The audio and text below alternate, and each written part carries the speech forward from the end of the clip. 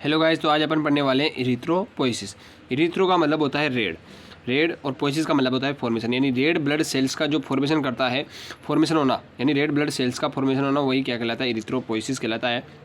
It is a process which involve in origin development and maturation of erythrocyte. देखो, इस erythropoiesis का मतलब है, इसकी जो डेफिनेशन की बात करें तो ये एक ऐसी प्रोसेस है जिसमें क्या इन्वॉल्व है? ओरिजिन इसका किसका? आरबीसी का। ये देखो, इरिथ्रोसाइट का यानी आरबीसी का ओरिजिन होना, डेवलपमेंट होना एंड मैच्योरेशन होना of erythrocyte in new born में, चिल्ड्रन में एंड एडल्ट में। तो ये रखना है कि चिल्ड्रन में, एडल्ट में और न्यू बॉर्न में क्या होना? आरबीसी का मैच्योरेशन होना, डेवलपमेंट होना एंड ओरिजिन होना। वो किस प्रोसेस में इन्वॉल्व होता है? इरिथ्रोपोइसिस में इन्वॉल्व होता है।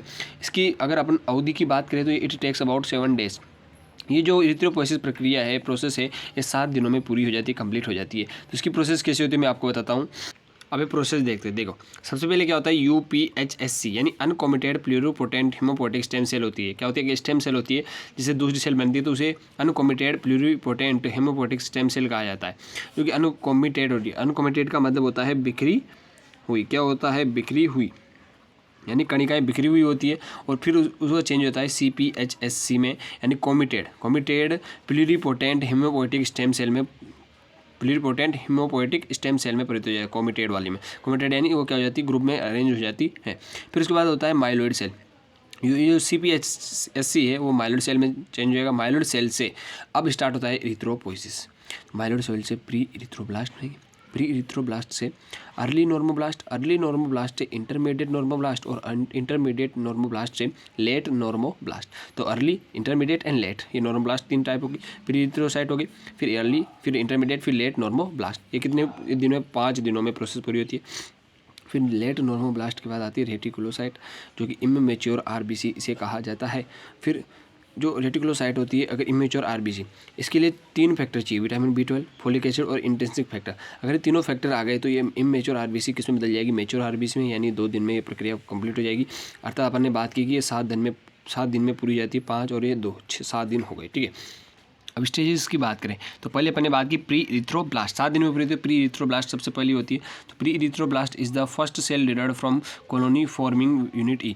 ये क्या होती है? कॉलोनी फॉर्मिंग जो यूनिट ई होती है उससे क्या होती है? इसका फॉर्मेशन होता है। ये डिराइव होती है कौन? Pre erythroblast cell.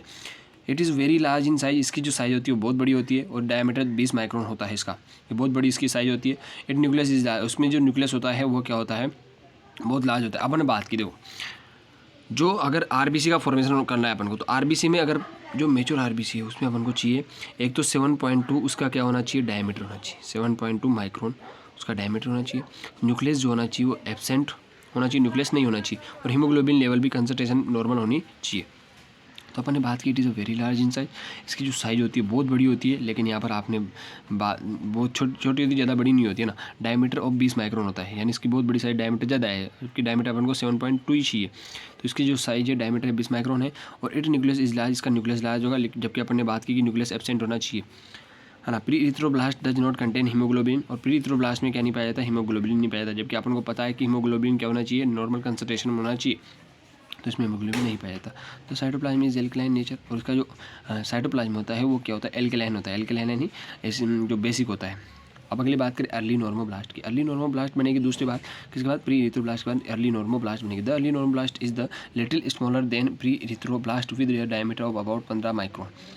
ठीक है, और haemoglobin is appear in the nucleus. इसमें अपेयर दिखा देगा, न्यूक्लियस में जो है हीमोग्लोबिन दिखाई देगा। In the nucleus, nucleolus disappear.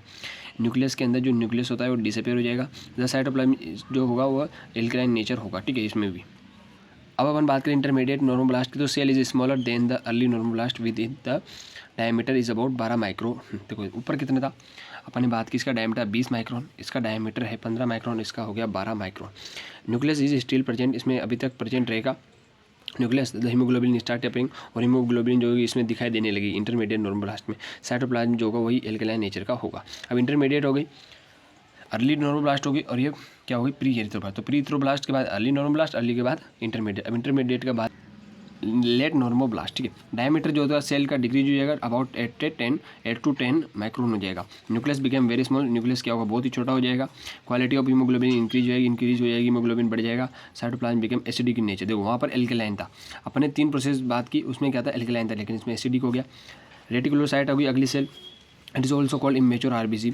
ये इसे ऑल्सो कॉल्ड इमेच्योर आरबीसी भी कहा जाता है रेटिकुलोसाइट को। इसका डायमीटर रेटिकुलोसाइट इज 8 माइक्रोन हो जाता है, जबकि अपन को कितना चाहिए डायमीटर 7.2 माइक्रोन चाहिए, लेकिन यहाँ पर 8 माइक्रोन है, तो ये भी नहीं बना अभी मेच्योर, तो ये मेच्योर आरबीसी हो गई। और हेमोग्लोबिन इंक्रीज हो जाएगा और न्यूक्लियस जो होगा एब्सेंट हो जाएगा। एब्सेंट हो गया तो ये दो रिक्वायरमेंट पूरी होने वाली, एक तो न्यूक्लियस हो गया और इसकी ये, और हेमोग्लोबिन भी आ गया है ना। Cytoplasm is acidic in nature होता है।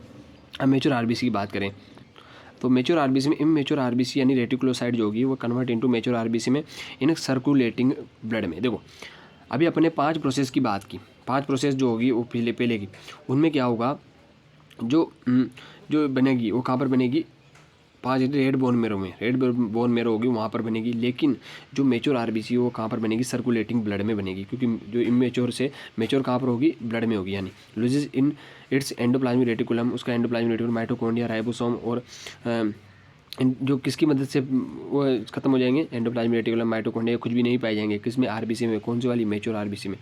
तो वो किसकी हेल्प से, विटामिन B12 हो गया, फोलिक एसिड हो गया, इंट्रिंसिक फैक्टर हो गया, और ये 2 डेज में होंगे। 2 डेज में ये हेल्प क्या हो जाएंगे, डिक्रीज हो जाएगी इनकी साइज।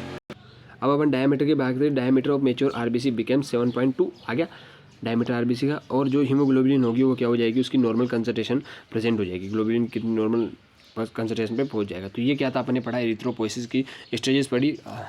आई होप कि आपको समझ में आएगा। अगर आपको समझ में आया हो तो लाइक कीजिए, सब्सक्राइब कीजिए चैनल को।